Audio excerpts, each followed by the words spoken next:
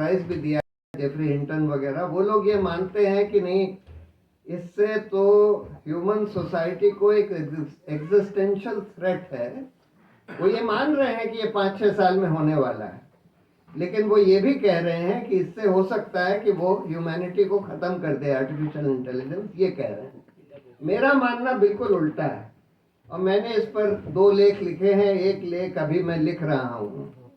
मेरा मानना ये है कि आर्टिफिशियल इंटेलिजेंस जब आएगी और जब हमारी सोसाइटी और हमारे प्लैनेट का कंट्रोल लेगी, तो वही शायद ह्यूमंस के लिए एक सैल्वेशन होगा।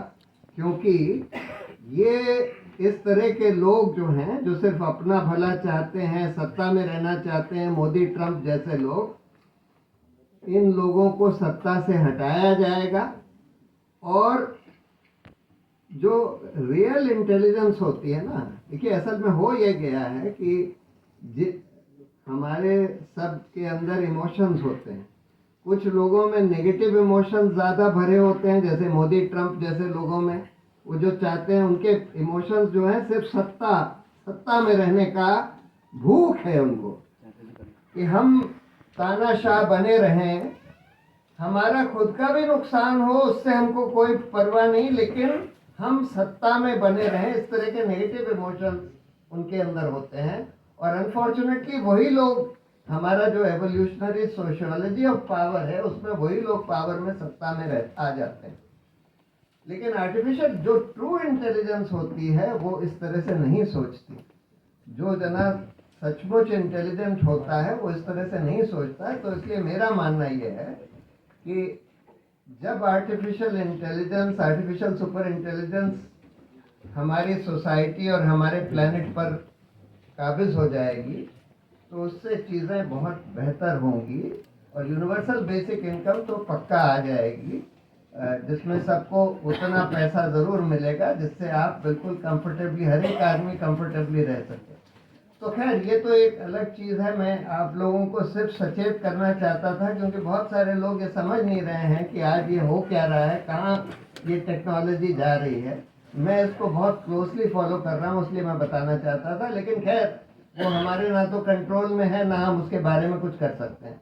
अभी तो हम लोगों को ये करना है कि हम लोगों को एक तो डटे रहना है, हम लोगों को आधुनिक टेक्नोलॉजी का इस्तेमाल करना है। जैसे इन लोगों ने एक आईटी सेल बना रखी है जो कि झूठ फैलाती है, नफरत फैलाती है। हम लोगों को, जैसे योगेन जी कहते हैं, हमको एक ट्रुथ आर्मी बनानी है। इन लोगों की पैसों से चलती है आईटी सेल, हम लोग वॉलंटियर ट्रुथ आर्मी बना सकते हैं, जिसका काम ये होगा कि सच फैलाएं, प्यार बांटें नफरत के बजाय, और हम आधुनिक टेक्नोलॉजी का इस्तेमाल करें। दूसरी बात, हम लोगों को एक बड़ा मूवमेंट चलाने की ज़रूरत है कि भाई राइट टू एम्प्लॉयमेंट, अगर हर एक आदमी का कम से कम मिनिमम वेजेस पर राइट है एम्प्लॉयमेंट का, अगर सरकार जो है मिनिमम वेजेस पर एम्प्लॉयमेंट नहीं दे सकती तो उसको एक मिनिमम अनएम्प्लॉयमेंट अलाउंस देना होगा, जो कि मिनिमम वेजेस के इर्द गिर्द ही होगा। ये हम लोगों को मूवमेंट चलाने की ज़रूरत है। और आगे चलकर, जैसे मैंने बोला, जैसे जैसे एआई, आर्टिफिशियल इंटेलिजेंस से नौकरियां ख़त्म होती जाएंगी, इसकी और ज़्यादा ज़रूरत पड़ने वाली है। एम्प्लॉयमेंट के ऊपर 4 मुद्दे हैं जिस पर हम लोग एक बड़ा मूवमेंट पूरे देश में चला सकते हैं। पहला तो राइट टू एम्प्लॉयमेंट का कानून लाइए। दूसरा ये कि अंधाधुंध प्राइवेटाइजेशन जो हो रहा है, पर्टिकुलरली 2 सेक्टर्स का, एक तो वो जो मोनोपोली सेक्टर्स हैं, एयरपोर्ट्स, पोर्ट्स, रेलवेज, ये तो मोनोपोलीज हैं। तो आप प्राइवेट मोनोपोली बनाते जा रहे हैं, ये तो बिल्कुल कतई नहीं होना चाहिए। अभी हमने इंडिगो के एयरलाइंस के केस में देखा कि उसके पास 60% मार्केट शेयर है, लेकिन उन्होंने ही पूरा चक्का जाम कर दिया पूरे एयरलाइन बिजनेस का। अब अगर मान लीजिए अडानी के पास आज करीब करीब सारे एयरपोर्ट्स हैं। अडानी अगर आज, वो कह रहे हैं कि हम एयरपोर्ट पर लैंडिंग फी 10 गुना कर देंगे। उनको जहाँ जहाँ एयरपोर्ट्स की मोनोपोली मिल गई, कहीं कहीं तो कर दिए। अब कह रहे हैं कि दिल्ली में हम 100 से बढ़ा के 1000 कर देंगे। बम्बई में 150 से बढ़ा के 3000 कर देंगे, यानी आपके टिकट में 1000 रुपये 3000 रुपये वैसे ही ऐड हो जाएगा अगर आप दिल्ली से जा रहे हैं या बम्बई से जा रहे हैं। तो इस तरह की मोनोपोलीज, इस तरह का जो अंधाधुंध प्राइवेटाइजेशन हो रहा है खासकर मोनोपोली सेक्टर्स का, ये बिल्कुल तुरंत बंद होना चाहिए। दूसरी बात, जो सेक्टर्स में आपको थोड़ा सब्सिडी देने की ज़रूरत है, जैसे हेल्थ है, एजुकेशन है, बैंकिंग है। बैंकिंग एक ऐसा सेक्टर है, देखिए हेल्थ और एजुकेशन में तो इसलिए क्योंकि आम आदमी जो है एजुकेशन और हेल्थ केयर की रियल कॉस्ट नहीं अफोर्ड कर सकता, लेकिन ये तो एक बेसिक ह्यूमन राइट है।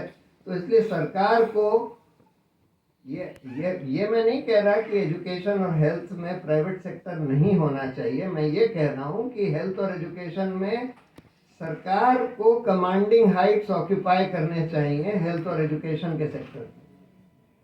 तो और हर एक जगह प्रॉपर स्कूल्स होने चाहिए, अच्छे स्कूल्स होने चाहिए, सरकारी स्कूल्स होने चाहिए जिसमें कोई फीस ना चार्ज हो। उसी तरह से बेसिक हेल्थ केयर फैसिलिटी सब जगह होनी चाहिए सरकारी।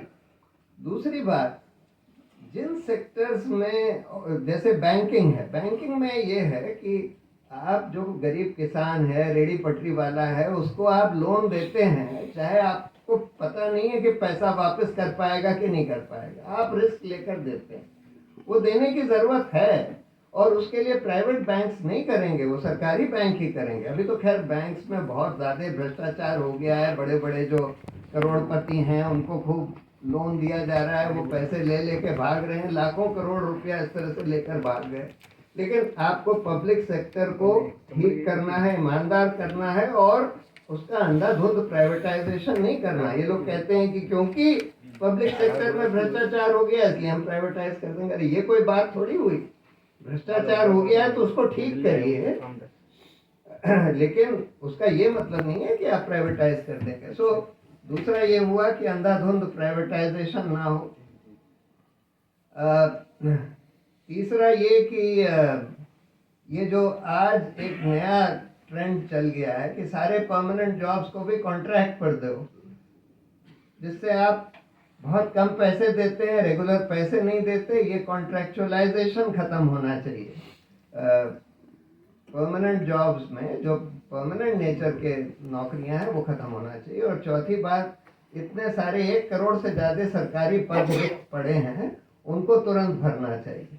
तो इन 4 मुद्दों पर नौकरियों के ऊपर एक बहुत बड़ा अभियान, बहुत बड़ा मूवमेंट देश में चलाया जा सकता है, चलाना चाहिए, जिससे 2 चीज़ें होंगी। एक तो ये जो बदमाश लोग जो सत्ता में बैठे हैं, जो अंधाधुंध प्राइवेटाइजेशन कर रहे हैं, मोनोपोलीज वगैरह बना रहे हैं अडानी वगैरह की, इनको चोट लगेगी, इनको पॉलिटिकल नुकसान होगा। दूसरी बात, कुछ जगह मजबूरन उनको कुछ चीज़ें करनी होंगी जो देश के भले के लिए हैं। अगर वो राइट टू एम्प्लॉयमेंट का कानून बना देते हैं तो बड़ी अच्छी बात है, उसकी तो ज़रूरत है। अगर इस दबाव में बना देते हैं तो बहुत अच्छी बात है। तो इसलिए हम लोगों को इस तरह के कोई बड़े मूवमेंट जिसमें सारे सोशल ऑर्गेनाइजेशन जितने भी देश में काम कर रहे हैं सब लोग उसमें जुट जाएं, पॉलिटिकल पार्टीज भी जुट जाएं। पॉलिटिकल पार्टीज का बहुत बुरा हाल हो गया है, देखिए सारी ऑपोजिशन पार्टीज का भी बुरा हाल है, क्योंकि जिस तरह से ये इस सरकार ने, एक तो खैर पूरा सत्ता का खेल, पैसों का खेल बन गया है, और इस सरकार ने तो बहुत बुरी तरह से ईडी, आईटी और ये सीबीआई वगैरह को लगाकर ऑपोजिशन के सोर्सेज फाइनेंस के बंद कर दिए हैं। खैर वो लोग भी पैसा भ्रष्टाचार से कमाते थे, उनके तो सोर्सेज बंद कर दिए, खुद तो खूब अंधाधुंध भ्रष्टाचार से पैसे कमा रहे हैं, हमने इलेक्टोरल बॉन्ड्स वगैरह में देखा। तो इस वजह से ऑपोजिशन भी बहुत कमज़ोर हो गई है, और हम लोग बहुत ज़्यादा ऑपोजिशन पार्टीज़ के ऊपर रिलाई नहीं कर सकते। पब्लिक, ये तो एक सिविक मूवमेंट, सिटीजन्स मूवमेंट होना चाहिए ये एम्प्लॉयमेंट वाला, उसमें पॉलिटिकल पार्टी ज्वाइन कर लें तो अच्छी बात है। तो यही मैं कुछ चीज़ें कहना चाहता था। अनफॉर्चुनेटली मुझे कहीं जाना है तो मुझे निकलना पड़ेगा, मैं बहुत देर तक नहीं रुक पाऊँगा। तो आप लोगों को बहुत बधाई और बहुत धन्यवाद।